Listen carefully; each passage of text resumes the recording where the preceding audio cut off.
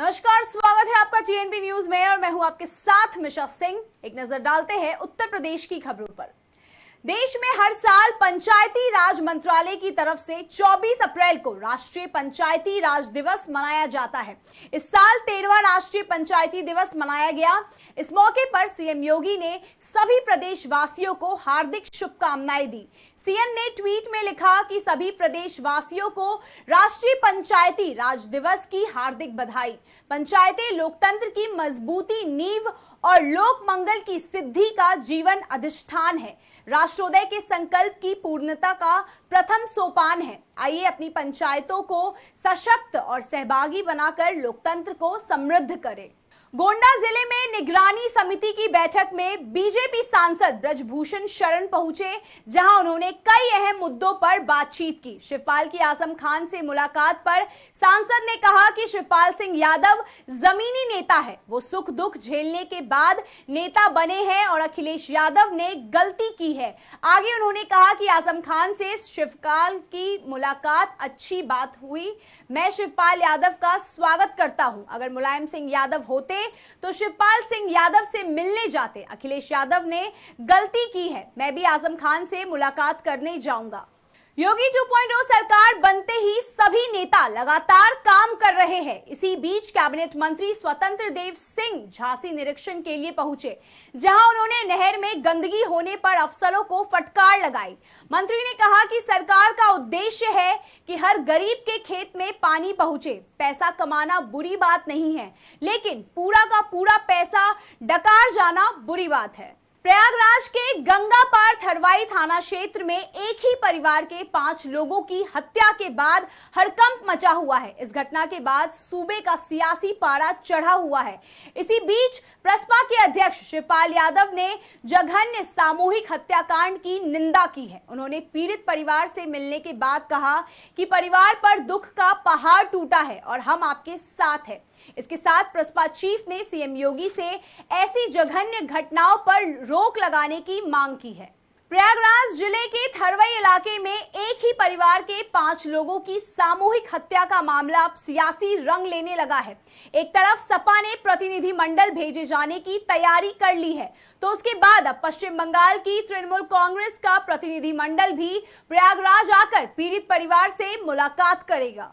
सपा ने पार्टी विधायक शहजील इस्लाम के पेट्रोल पंप और पूर्व विधायक रोशन लाल वर्मा के यहां चले बुलडोजर पर संज्ञान लिया है। पार्टी ने बुलडोजर चलाए जाने के मामले की जांच के लिए अलग प्रतिनिधि मंडल का गठन किया है, जो 25 अप्रैल को शाहजहांपुर और 26 अप्रैल को बरेली पहुंचकर मामले की जांच करेगी। वक्त हो चुका है एक छोटे से ब्रेक का। ब्रेक के उस पार खबरों का सिलसिला यूं ही चलता रहेगा।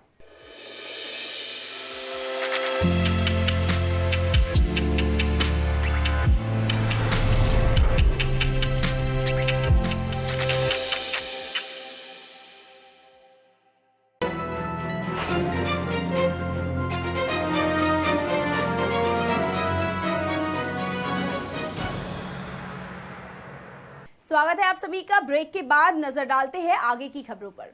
प्रसपा प्रमुख शिवपाल सिंह यादव की मुलाकात के बाद सपा नेता रविदास मेहरोत्रा की अगुवाई में सपा का प्रतिनिधि मंडल सीतापुर जेल में बंद आजम खान से मिलने पहुंचा। मुलाकात के बाद जेल से बाहर आए रविदास मेहरोत्रा ने बड़ा बयान दिया। उन्होंने कहा कि आजम खान की जेल में हत्या हो सकती है। बीजेपी की साजिश के तहत आजम खान 26 महीने से जेल में बंद है। उन पर छोटे छोटे मुकदमे लगाए गए हैं। बीजेपी कभी भी उनकी जेल में हत्या करवा सकती है। 20 मंजिल में रहे थे, आज 26 महीने से आजम खान जेल के अंदर बंद हैं। तो लगता है कि प्रदेश में भाजपा की सरकार ने लोकतंत्र की हत्या कर दी है।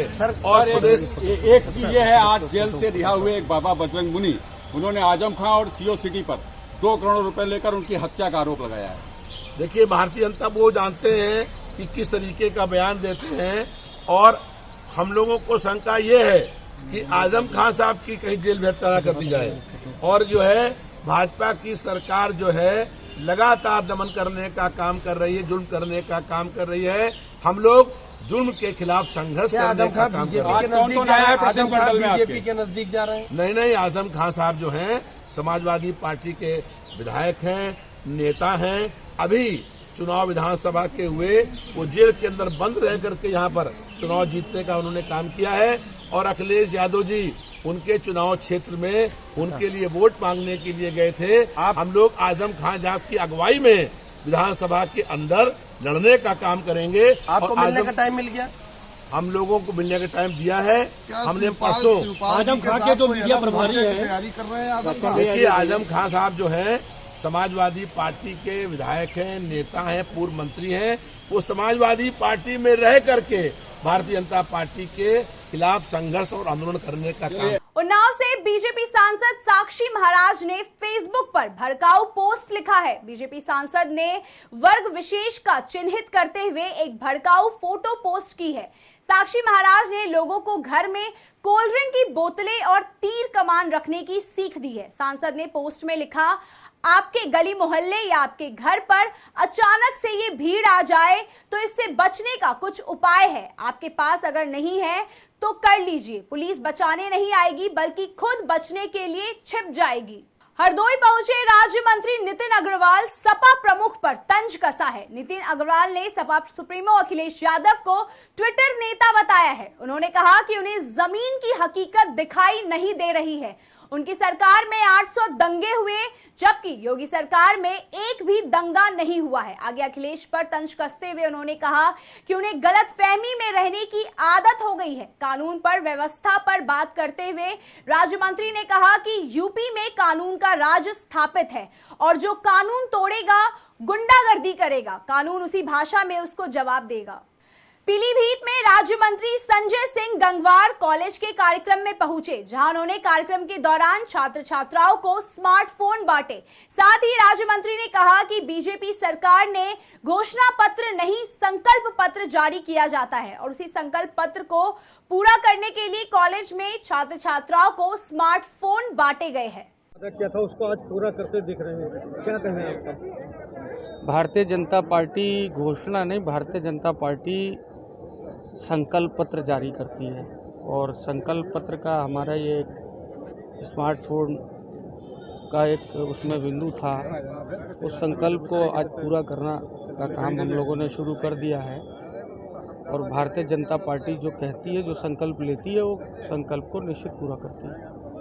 क्या कुछ करेंगे और क्या कुछ धन्यवाद देना चाहेंगे? जी, सबसे पहले मैं योगी सरकार को धन्यवाद देना चाहूँगी क्योंकि स्मार्टफोन आजकल की जनरेशन के लिए बहुत ज़्यादा उपयोगी हैं। बिना स्मार्टफोन के हम लोग कुछ भी नहीं कर सकते हैं क्योंकि जो बच्चे गांव में हैं वो कोरोना काल में ऑनलाइन क्लासेस शुरू की गई थी, ना ही कॉलेज खुले थे ना ही स्कूल खुले थे। तो शहर के बच्चों ने तो मोबाइल का उपयोग किया लेकिन गाँव के बच्चे इससे वंचित रह गए थे। तो गाँव के बच्चों को इससे बहुत ही सुविधा मिलेगी।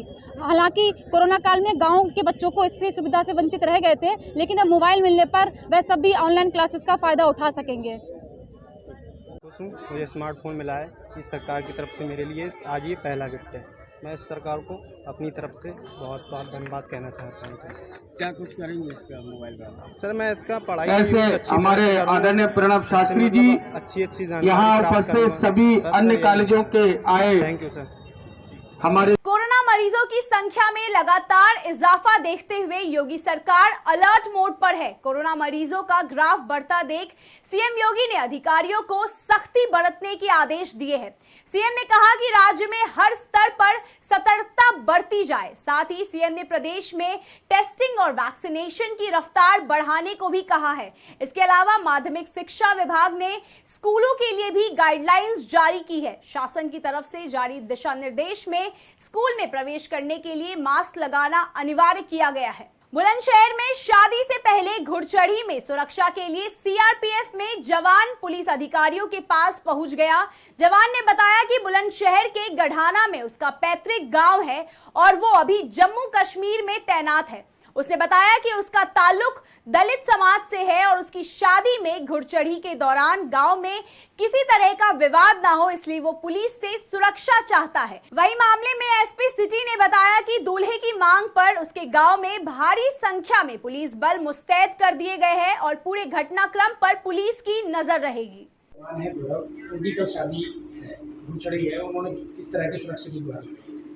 परसों एक एप्लीकेशन आई थी, गड़ाना गांव है, थाना ककोड़ के अंतर्गत, वहाँ पर उनकी शादी है और उनकी घुड़चढ़ी कल है। इस संदर्भ में एप्लीकेशन दिया था सुरक्षा व्यवस्था के लिए, क्योंकि वहाँ पूर्व में पिछले साल कुछ घटनाएं घटी थी, एक घटना घटी थी, उसके मद्देनज़र वहाँ पर फोर्स का अरेंजमेंट किया जा रहा है। कल वहाँ पर फोर्स लगाई जाएगी पर्याप्त मात्रा में और उनकी भिड़चड़ी के लिए जो भी कार्रवाई वो करा ली जाएगी।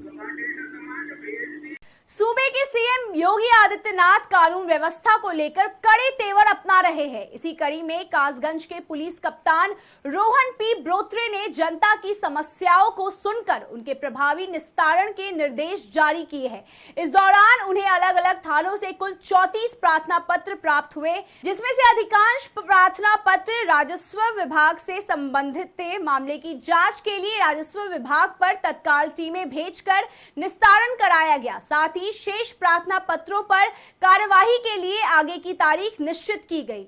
व्यवस्था आज कितने प्रार्थना पत्र आए और कितनों का निस्तारण हुआ मौके पर? कि आज जनपद के समस्त थानों में थाना दिवस मनाया जा रहा है।